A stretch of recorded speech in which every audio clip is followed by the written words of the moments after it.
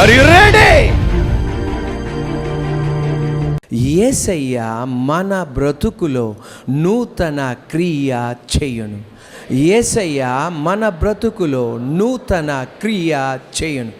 యెషయా గ్రంథం 43వ అధ్యాయం 18వ వాక్యం 19వ వాక్యం. మునుపటి వాటిని జ్ఞాపకము చేసుకొనకుడి, పూర్వపు కాలపు సంగతులను తలంచుకొనకుడి. ఇదిగో నేనొక నూతన క్రియ చేయుచున్నాను, ఇప్పుడే అది మొలచును, మీరు దాన్ని ఆలోచింపరా. Book of Isaiah 43rd chapter 18th and 19th word. Forget the former things, do not dwell on the past. See, I am doing a new thing, now it springs up, do you not perceive it? Are you ready? దేవాది దేవుడు తండ్రి యొక్కయు కుమారుని యొక్కయు పరిశుద్ధాత్మ నామములో 2022కు దేవాది దేవుడిచ్చిన వాగ్దానం, ఇదిగో నేనొక నూతన క్రియ చేయుచున్నాను. Behold I will do a new thing. మన అందరికీ కొత్త వస్త్రాలంటే చాలా ఇష్టం. మన అందరికీ కొత్త ఇంట్లో ఉండటం అంటే చాలా ఇష్టం. మన అందరికీ కొత్త ఇండ్లు గృహప్రవేశం చేయడం అంటే ఇష్టం. కొత్త రిఫ్రిజిరేటర్ కొనుక్కుంటే చాలా ఇష్టం. కొత్త కార్ అంటే చాలా ఇష్టం. కొత్త బైక్ అంటే చాలా ఇష్టం. కొత్తవి అన్నీ మనకిష్టం. కొత్త కారు, పెద్ద కారు అంటే మనకి చాలా ఇష్టం. దేవాది దేవుడు చెప్పేది, ఇంకొక కొన్ని నిమిషాల్లో మనము కొత్త సంవత్సరానికి అడుగు పెట్టబోతున్నాం. ఒక నూతన సంవత్సరానికి అడుగు పెట్టబోతున్నాం. ఎలాగైతే మనకి కొత్తవి ఇష్టమో దేవాది దేవునికి నీకు నాకు మన అందరికీ ఒక నూతన సంవత్సరం ఇవ్వడానికి ఆయన ఇష్టపడ్డాడు. ఆయన ఇవ్వకపోతే ఏది కూడా మనం పొందుకోలేం. అందువలన అనేక మంది ఆశించారు. మనకన్నా భక్తులు, మనకన్నా ప్రార్థనా పరులు, మనకన్నా నిష్ట కలిగిన వాళ్ళు వారికి ఇవ్వడానికి ఇష్టపడలా. కానీ కృపగల దేవుడు ఇక్కడ కూర్చున్న మన అందరికీ, ఆయా ప్రాంతములో ఆయా సంఘములో ప్రార్థన చేస్తున్న వారికి, ప్రార్థన చెయ్యని వారికి, యేసయ్యని ఎరిగిన వారికి, యేసయ్యని ఎరగని వారికి సృష్టికర్త అయిన యేసయ్య కృప చేత నూతన సంవత్సరం ఇవ్వడానికి ఆయన ఇష్టపడుతున్నాడు. ఆ నూతన సంవత్సరములో దేవుడు మనకిచ్చిన వాగ్దానం, ఇదిగో నేనొక నూతన క్రియ చేయుచున్నాను. అద్భుతమైన మాట కనబడుతుంది. Behold I will, behold I will do a new thing. ఎవరా ఆ ఐ? రాష్ట్రపతి గారు కాదు నేను నీకు నూతన క్రియ చేస్తానని చెప్పింది. ఆ ఐ ఎవరు? ప్రధానమంత్రి గారు కాదు. ఆ ఐ ఎవరు? ముఖ్యమంత్రి గారు కాదు. ఆ ఐ ఎవరు? నేను కాదు. ఆ ఐ ఎవరు? మీ నాన్న అమ్మగారు కాదు. ఆ ఐ ఎవరు? మీ అత్తయ్య మామయ్య గారు కాదు. ఆ ఐ ఎవరు? మీ తాతగారు నాయనమ్మ గారు కాదు. ఆ ఐ ఎవరు? తాతగారు అమ్మమ్మ కాదు. ఆ ఐ ఎవరు? నీకిష్టమైన వాళ్ళు కాదు. ఆ ఐ ఎవరు? ప్రపంచాన్ని, ఈ విశ్వాన్ని ఒక్క మాట చేత సృజించాడే ఆ ఐ అంటున్నాడు, I will do a new thing.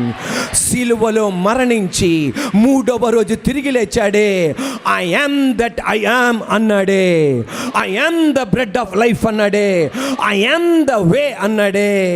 I am the truth అన్నాడే. ఐ యామ్ ద లైఫ్ అన్నాడే. ఆ ఐ అన్న దేవుడు అంటున్నాడు, I will do a new thing. నేను నూతన క్రియ మీ కొరకు చేస్తా. అది ఎంత కష్టమైనా, అది ఎంత క్లిష్ట పరిస్థితిలో ఉన్నా, ఎంత క్లైమాక్స్లో ఉన్నా, చెట్టు చివరన ఉన్నా, అట్టడుగున ఉన్నా, I will do a new thing. నా దేవుడు నీతో తెలియపరిచేది 2022లో నువ్వే ఆశ్చర్యపడేటట్లుగా ఒక నూతన క్రియ చేయబోతున్నాడు. Praise the lord. నేనొక సాక్ష్యాన్ని విన్నా. అది అమెరికా దేశం. భార్యాభర్తలు, ఒకే ఒక బాబు. ఆ బాబుకి 17 నెలల నుండి 2 సంవత్సరాల లోపల ఉంటుంది. భర్త ఉద్యోగ రీతిన మరొక పట్టణానికి వెళ్ళాడు. ఈ కుమారుడికి సంవత్సరం నుండి ఒక రకమైన గుండె జబ్బుతో బాధపడుతున్నాడు. ఈ భర్త గారు మరొక పట్టణానికి వెళ్ళారు. ఈ కుమారుడి ఒక రకమైన గుండె నొప్పితో బాధపడుతున్నాడు. అటు చెప్పుకోలేడు, అటు అమ్మకి అర్థం కావట్లా. వెంటనే పక్కనున్న ఇంటికి తీసుకెళ్లారు. ఆ బాబుని పక్కనున్న ఇంటికి తీసుకెళ్ళగానే సిపిఆర్ వాళ్ళ ఇంట్లో ఉంది. ఎలాగంటే గుండె నొప్పి వచ్చిన వాళ్ళకి హాస్పిటల్లో ఏం చేస్తారంటే పెద్ద ఇస్త్రీ పెట్టిలాగా ఉండదు, చిన్న ఇస్త్రీ పెట్టిలాగా ఉంటుంది, అలా గుండె మీద ఇలా ప్రెస్ చేస్తుంటారు. ఆ సిపిఆర్ ఏం చేశారంటే ఆ బాబు యొక్క గుండె మీద అమర్చారు. కానీ ఆ బాబు బతకలా, మరణించాడు. భర్తకి ఫోన్ చేసి చెప్పింది, ఏమండి బాబు మరణించాడు. ఎలా మరణించాడు? ఇదంతా చెప్పగానే భర్త ఏడవటం ప్రారంభించారు. పక్కనున్న వాళ్ళు ఏమైనా ఓదార్చి భర్తను అన్నారు, మీరు మరుసటి రోజు కల్లా రండి అని. వెంటనే ఈ విషయం పోలీసు వాళ్ళకి తెలిసింది. పోలీసు వాళ్ళు అక్కడికి వచ్చారు. పోలీసు వాళ్ళు వచ్చి చెప్పింది ఏంటి తెలుసా? హాస్పిటల్కి తీసుకెళ్ళకుండా మీకెవరు చెప్పారు ఆ బిడ్డకి సిపిఆర్ పెట్టమని అని చెప్పి వాళ్ళు ఏం చేశారంటే ఈమెని జైలు శిక్ష వేశారు. జైలు శిక్ష వేసి తర్వాత ఏం చేశారు తెలుసా? 6వ సంవత్సరమున ఏమని ప్రకటించారంటే, నువ్వే తల్లివైన నువ్వే నీ కుమారుని చంపేశావని చెప్పి మరణ శిక్ష విధించారు. పక్కనున్న వాళ్ళు ఇరుగు పొరుగు వారందరూ వచ్చి సాక్ష్యం చెప్పారు. ఏమండి అది అలా జరగలేదండి, మేము దానికి సాక్ష్యం అండి అంటే, కాదు ఆమె కావాలని చంపేసింది. ఏమి చేయాలో అర్థం కావట్లా. 6 సంవత్సరాల తర్వాత మరణ శిక్ష పడింది. డిసెంబర్ నెలలో మరణ శిక్ష పడింది. మొట్టమొదటి వారమున చెప్పారు డిసెంబర్ నెల చివరికల్లా మరణ శిక్ష అమలుపరచబోతున్నామని.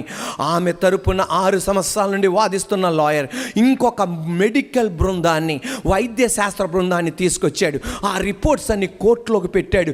కోర్టులోకి పెట్టిన తర్వాత వెంటనే మిగతా పక్కన లాయర్ ఏమన్నాడంటే, ఒక్కసారి చట్టం విధించినాక మళ్ళా క్యాన్సిల్ చేయడం కష్టం, ఆల్రెడీ దీని ముందలే ప్రయత్నం చేయాలి, కానీ అది ఇప్పుడు కుదరదు. ఏమి చేయాలో అర్థం కావట్లా. ఆ మెడికల్ వైద్య శాస్త్రం బృందం వాళ్ళు వచ్చి మొత్తం పరీక్షించి ఏం చెప్పారు తెలుసా? ఈ తల్లి కాదు మరణానికి కారణం, ఆల్రెడీ గుండె జబ్బుతో పాటు ఈ బాబుకి కిడ్నీ రోగం కూడా ఉంది. అందువలన ఈ తల్లి కాదు ఈ బాబుని చంపింది.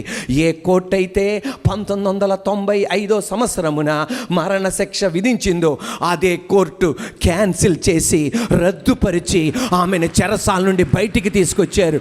అమెరికా దేశ చరిత్రలో ఒక్కసారి శిక్ష విధించినాక మరలా క్యాన్సిల్ చేయడం మొట్టమొదటిసారిగా జరిగిన సంఘటన. ఆమెతో దేవుడు మాట్లాడింది ఏంటి తెలుసా? ఇది జరగక ముందు నేను ఒక నూతన క్రియ చేస్తా. ఎంత క్లిష్ట పరిస్థితిలో ఉన్నా, అట్టడుగున ఉన్నా, చివరిలో ఉన్నా, మునిగిపోవడానికి సిద్ధంగా ఉన్నా, నా దేవుడు చెప్పేది I will do a new thing. నేనే నీ కొరకు కార్యం చేస్తా, ఇంకొకళ్ళ కాదు, నేనే నీ కొరకు చేస్తా. మరలా పరిశుద్ధాత్మ దేవుడు అంటున్నాడు, నీ బంధువు కాదు, నీ స్నేహితుడు కాదు, నేనే నీ కొరకు నూతన కార్యం చేస్తా. ఈ రాత్రి నువ్వు వచ్చి వాక్యం వినడానికి వచ్చావే, నా దేవుడు నీతో చెప్పేది I will do a new thing. నీ కొరకే నేను కార్యం చేస్తా.